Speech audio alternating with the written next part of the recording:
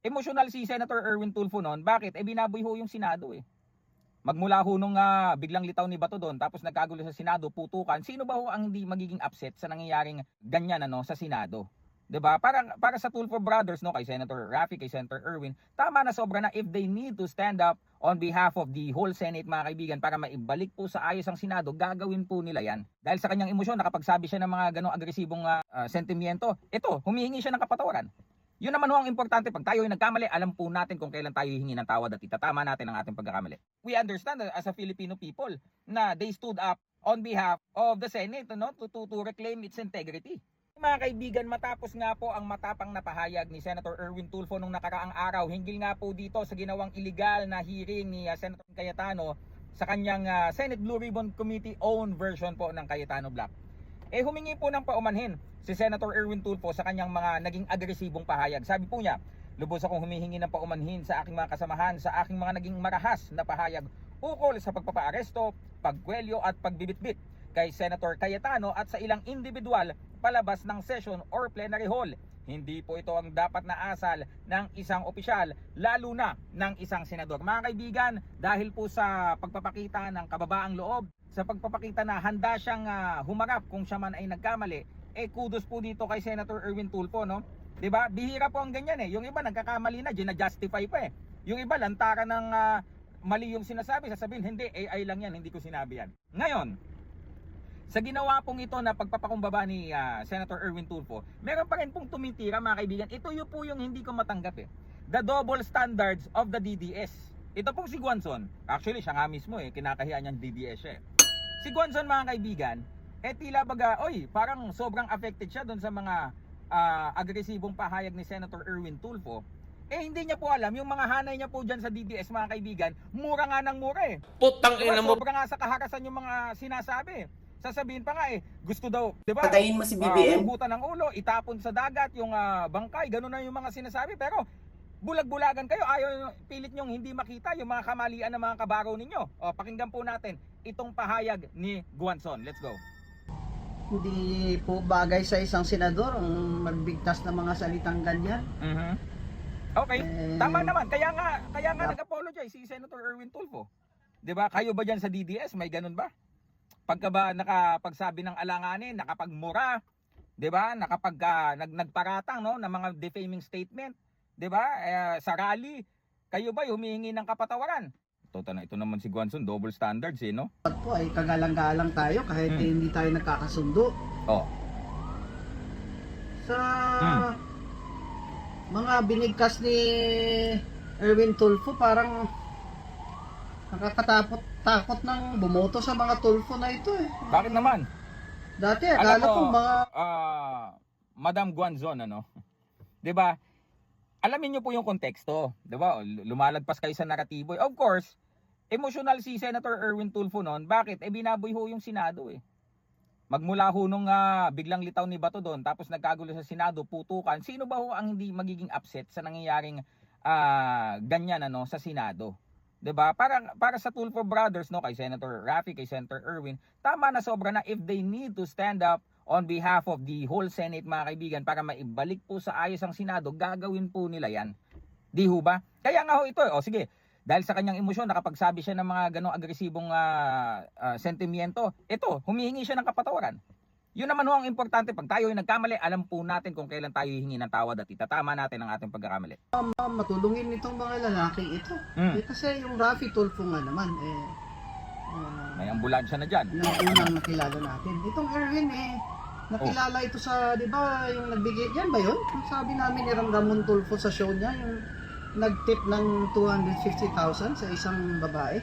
Personal attack, wala, out of context naman yan. Hindi daw niya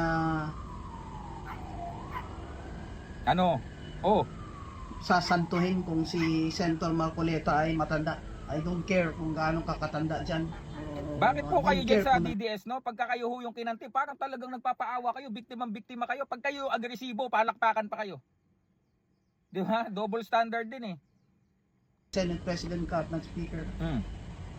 Kwelyuhan daw niya si Senator Marcoleta.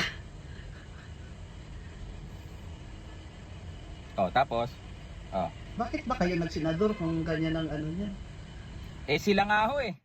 'Di ba mga senador, pinipigilan ng pagpapatupad ng batas. Bakit doon? Tikom ang bibig ninyo. 'Di ba? Yung kay Senator Bato. 'Di ba? Gawin yung kanlungan ng mga wanted ang Senado. Pati yung pag-aresto kay Senator Jinggoy, balak nga nilang pigilan eh. O bakit ho doon? Tikom ang bibig ninyo. Yun, may ano na yun, may kautusan na ng korte yun. Pinipigilan pa. Bakit ho doon? Wala kayong nasabi. Bakit doon sa mga knee-jerk expressions lang, out of frustrations, may nasasabi ho kayo?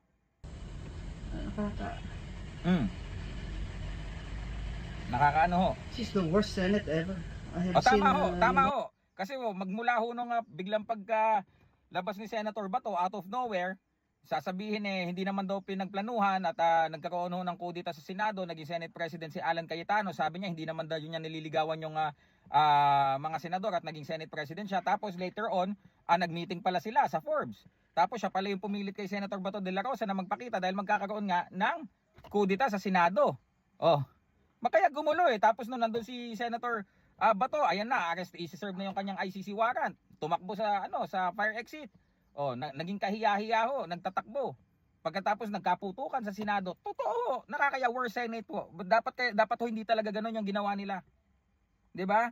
Kaya nga ho binabalik ho nitong ngayong new majority block, nito pong Gatchalian block, binabalik po nila yung order, yung dangal ng Senado. Na kapag express man sila ng mga agresibo dahil nga out of frustration sa nangyayari ngayon sa Senado. Di ho ba, Madam Guanzon? Out of frustration nababoy ho yung Senado sa totoo lang. So they stood up for the integrity of the Senate. Ngayon, nakapagbitaw man sila ng maahang na salita, humihingi po sila ng dispensa at kapatawaran. But we understand as a Filipino people na they stood up on behalf of the Senate to reclaim its integrity. At a young age, at 27, nag-mayor na ako kay President Cory. Oh. Nakilala ko yung mga... Ayan na. Not everything is about you, madam. Parang ba't ho kayo nasali dyan? O bakit? About you na yung topic. Diyan? Ay, napakagaling po. Oy, Senator talaga? Salonga, I was quite close to him. Aba. Senator Zig, Senator Gingon. Ayun na, nagtuturo na. Kahit po hindi sila nagkakasundo Oo, Kailangan sabihin nyo din ho bigka- yan kila Senator Marcoleta, Senator Cayetano, 'di ba? Kasi halos lahat, 'di ba nung kila Senator Robin, 'di ba? Nakikipag-ayos na si Senator Kiko agresibo pa rin. Si Senator Alan, 'di ba, yung kanila Anong gusto mo? dito kay Senator Marcoleta, 'di ba, na maanghang ding magsalita. Sabihin nyo din ho yan sa kanila. Wag ho kayong selective. sa ng bastusan at physical harm. Because Erwin Tulfo is already threatening to Oh, yan. Yan do tayo. physical- The double standards of the DDS. Kapag kayo sa hanay nyo mga agresibo, ay, tapalakpakan pa. Yung paghahamon nga ni Mayor Baste, magmula doon kay, 'di ba, kay General Torre. 'Di ba, yung pagmumura niya sa presidente, yung lagi niyang pagmumura sa entablado, nandun ka nga noon, 'di ba? Kayo tapang okay lang, kasi Duterte. Pero pag galing sa iba, ay grabe ka apektado. harm on Senator Marcoleta and Ay, Senate kawawa President naman Cayetano. pala. Oo. Subukan nyo kaya. Subukan nyo lang. Ganito, Hawakan si subukan. Di subukan din nila magpa-illegal hearing uli. Madam Guanzon. Subukan nila magpa-hearing na wala na mga Senate Secretary, wala namang stenographer, wala namang Senate records. In short, bogus. Subukan uli nila. 'Di ba? Kaya naman ho nagawa yon o nasabi yon nila Senator Erwin Tulfo upang isaayos po maibalik ang Senado sa respetado nitong dignidad. 'Di ba ho? So, yan, tapos na. Nag-apologize na po si Senator Erwin Tulfo. Ang abangan mo, Madam Guanzon, yung gaganapin na legitimate hearing bukas ng Senate Blue Ribbon Committee. Okay? Kaya po mga kaibigan, ano po masasabi nyo dito? Nag-apologize na po si Senator Erwin Tulfo at dito po sa pag-atake na ito ni Madam Guanzon na pili kung kanino sila magre-react. Mga kaibigan, ako po Silver Voice TV. Magandang araw po ng linggo sa inyo lahat.